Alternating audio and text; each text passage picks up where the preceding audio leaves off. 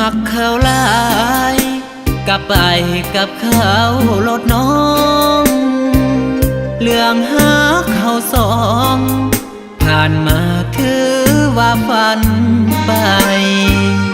เหมือนห้องเลือกเขาอายต้องยอมเป็นคนแพ้พ่ายถึงแม้นหากเจ้าสำใดก็ต้องทำใจเพื่อน้องหน้ามองเพราะอายมันจนนี่คือเหตุผลที่น้องเลือกเขา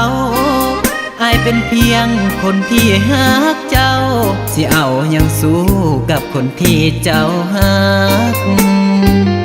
อายหูตัวดีหากสำใดก็ได้แต่หัก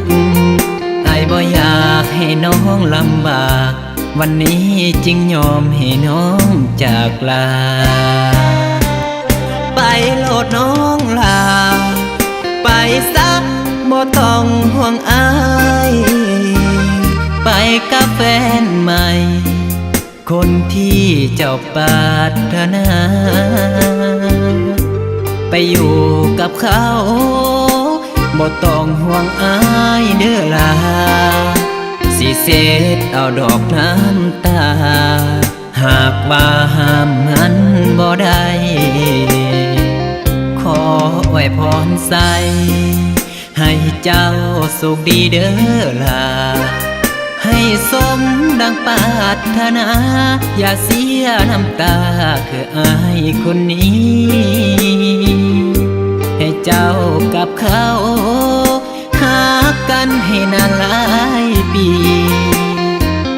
ส่วนตัวอายนี้ขอทำหน้าที่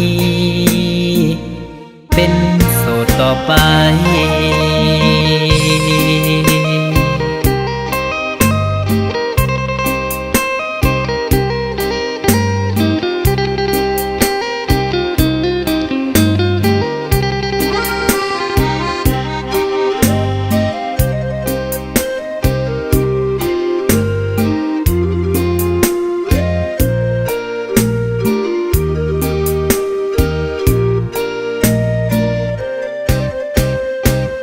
ไปโลดน้องลาไปซักบ่ต้องห่วงอายไปกับแฟนใหม่คนที่เจ้าปรารถนาไปอยู่กับเขาบ่ต้องห่วงอายเด้อลาสิเสดเอาดอกน้ำตาหากว่าห้ามมันบ่ได้ขออวยพรใส่ให้เจ้าสุขดีเด้อลาให้สมดังปรารถนาอย่าเสียน้ำตาคืออายคนนี้ให้เจ้ากับเขาหากันให้นานหลายปีส่วนตัวอายนี้ขอทำหน้าที่เป็นโสดต่อไป